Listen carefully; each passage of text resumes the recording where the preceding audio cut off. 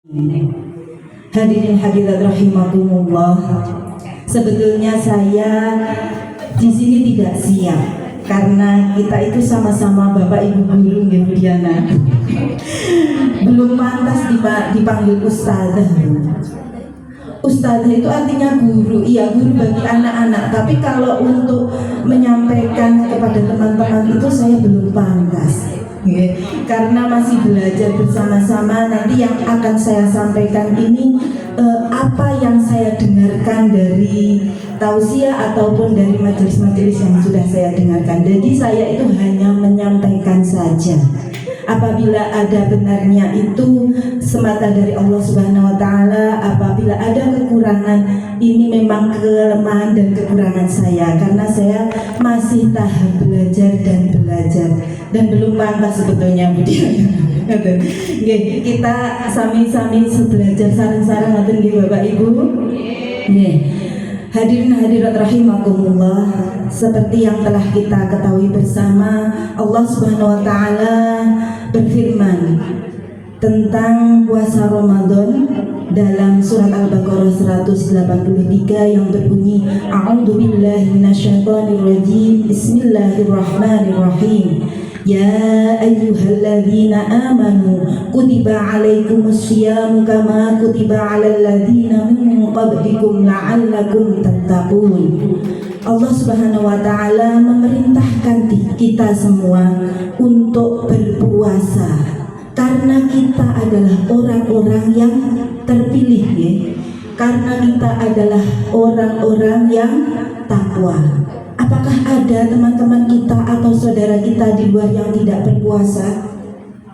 Ada, banyak sekali. Ini ada kejadian kemarin ketika saya pada waktu itu udur Bapak Ibu. Saya itu ingin mencari sarapan karena memang udur, saya itu di warung. Beliau yang punya warung itu ternyata di sana banyak sekali yang tidak berpuasa. Bapak-bapak, padahal bapak itu kan tidak ada udur ya, tidak ada udur untuk menstruasi, tidak ada bolongnya untuk tidak berpuasa. Ternyata banyak sekali di antara atau teman-teman kita yang tidak takut, tidak terpilih, beliaunya tidak berpuasa. Jadi kita harus sangat bersyukur bahwa kita termasuk adalah orang-orang yang terpilih, orang-orang yang takwa. Bapak dan ibu-ibu yang kami hormati, ayat selanjutnya ayyamam ma'dudat. Puasa itu adalah hari-hari yang telah ditentukan, yaitu pada bulan Ramadan. Ayyamam ma'dudat. Apakah di bulan-bulan lain itu diwajibkan berpuasa? Tidak, tentunya apabila kita diwajibkan bagi perempuan atau bagi perempuan yang mengganti puasanya. Ayyamam ma'dudat. Wa man kana minkum maridun aw ala safarin fa'iddatun min ayyamin ukhra. Apabila ada yang sakit, kemudian ada yang berhalangan, itu harus mengganti di hari yang lain. Di luar sana banyak sekali polemiknya, terutama ibu-ibu hamil. Nah, kita sebagai orang Islam harus tetap mencari ilmu. Apakah orang hamil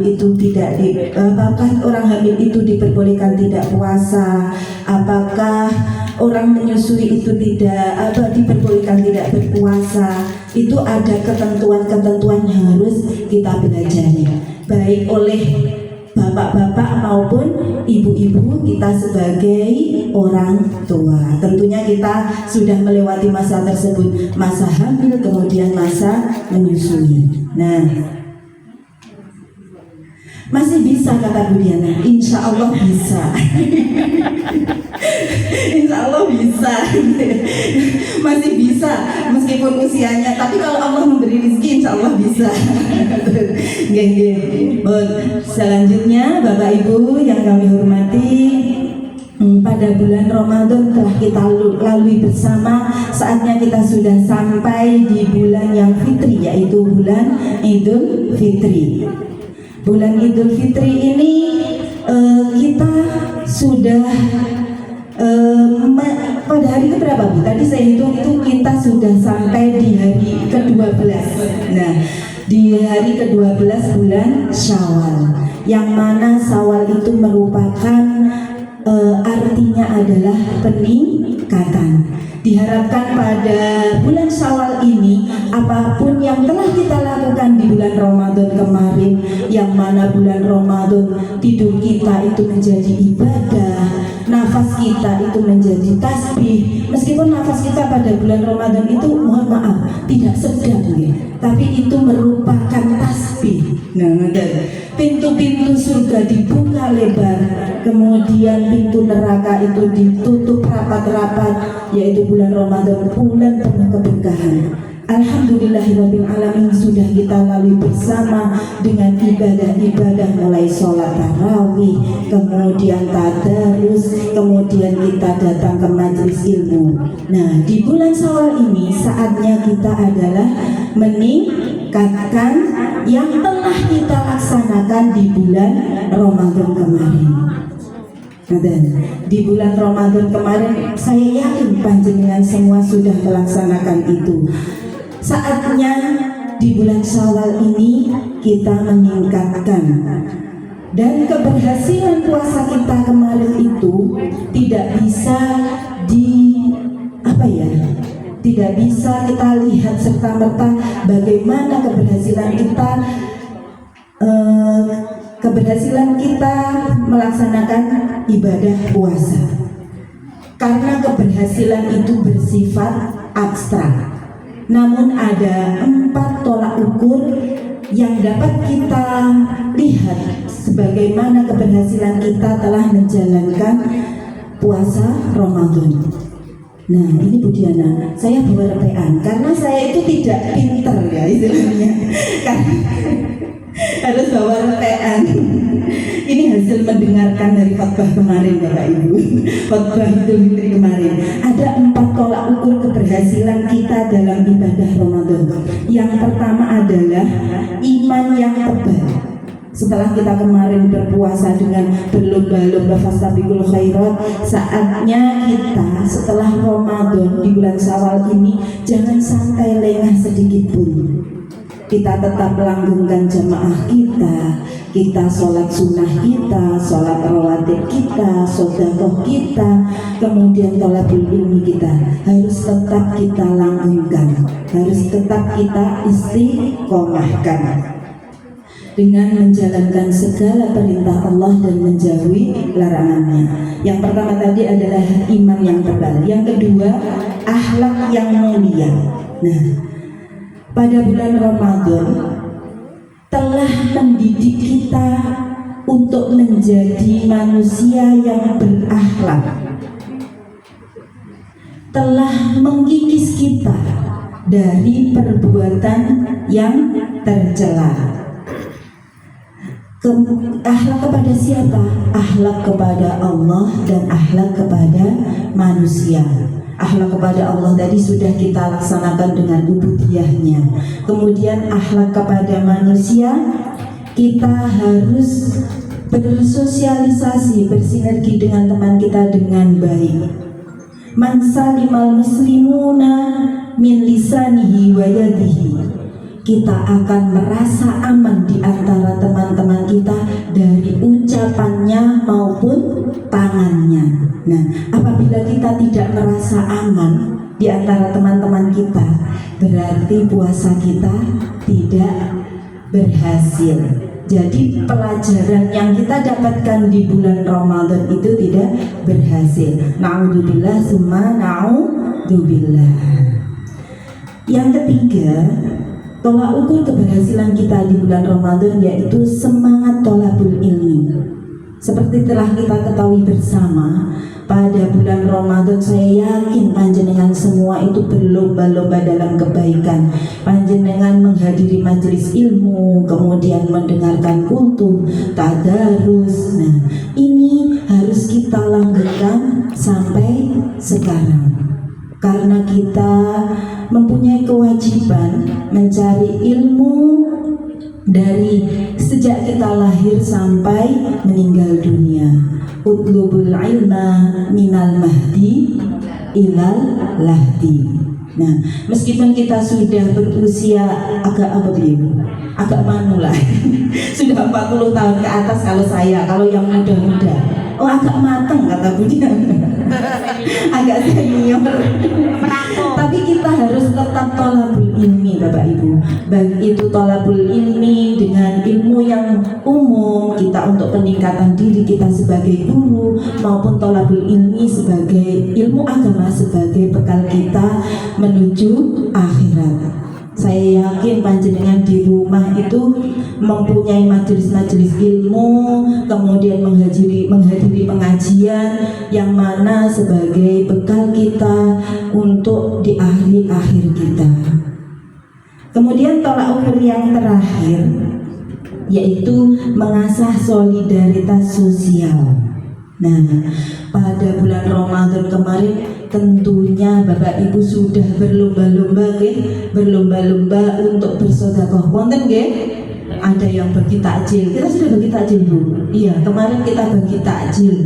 Kemudian ada yang buka bersama di masjid-masjid. Nah, itu adalah bentuk sedekah kita ataupun solidaritas kita. Dan itu harus tetap kita langgengkan, harus tetap kita istiqomahkan meskipun tidak di bulan Ramadan. Nah, itulah 4 tolak ukur keberhasilan kita dalam menjalankan puasa Ramadan. Hadirin hadirat rahimakumullah, setelah melaksanakan Hari Raya Idul Fitri, kewajiban kita sudah melaksanakan segala kewajiban, hubungan kita kepada Allah semuanya sudah kita laksanakan, sudah kembali fitrah. Saatnya kita melebur dosa dengan sesama. Nah, saya yakin panjenengan hari raya kemarin tidak ada yang di rumah Bu Diana. Tidak ada yang di rumah. Saya mau silaturahim ke rumah Bu Diana itu tidak ada. Karena beliau itu beranjang sana bersilaturahim ke temannya, ke saudaranya, ke orang tuanya. Untuk apa? Untuk melebur dosa, saling memaafkan, supaya kita mendapatkan fitrah kita kepada Allah Subhanahu wa taala dan fitrah kita sesama manusia.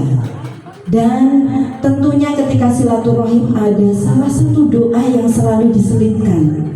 Semoga diberi umur panjang, bisa ketemu lagi dengan bulan Ramadan berikutnya. Semoga diberi kesehatan, semoga diberi rizki yang halal barokah melimpah.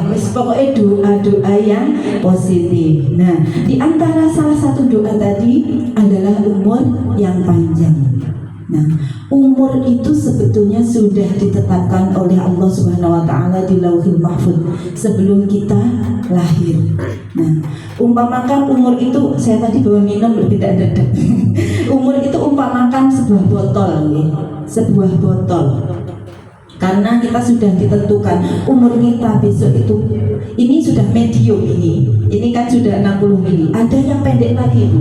Botolnya itu ada yang pendek lagi.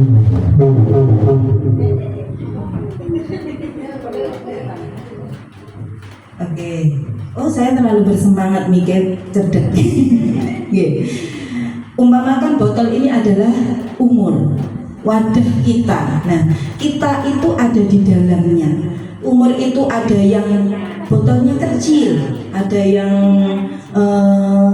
berapa itu 100 mili atau berapa yang kecil, kemudian ada yang 600 mili, kemudian ada yang 1,5 mili, ada yang galon. Itu umpamakan umur yang sangat panjang.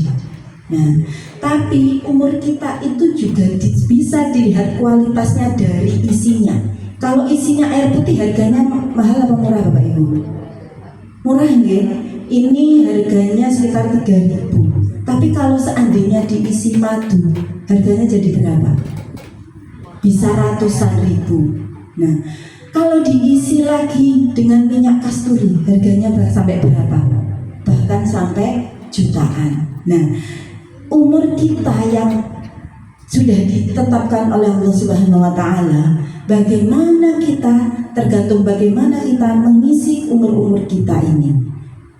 Dengan fastabiqul khairat kah, ataukah dengan mohon maaf tidak dengan kebaikan kah? Nah, untuk itu kita harus meningkatkan kualitas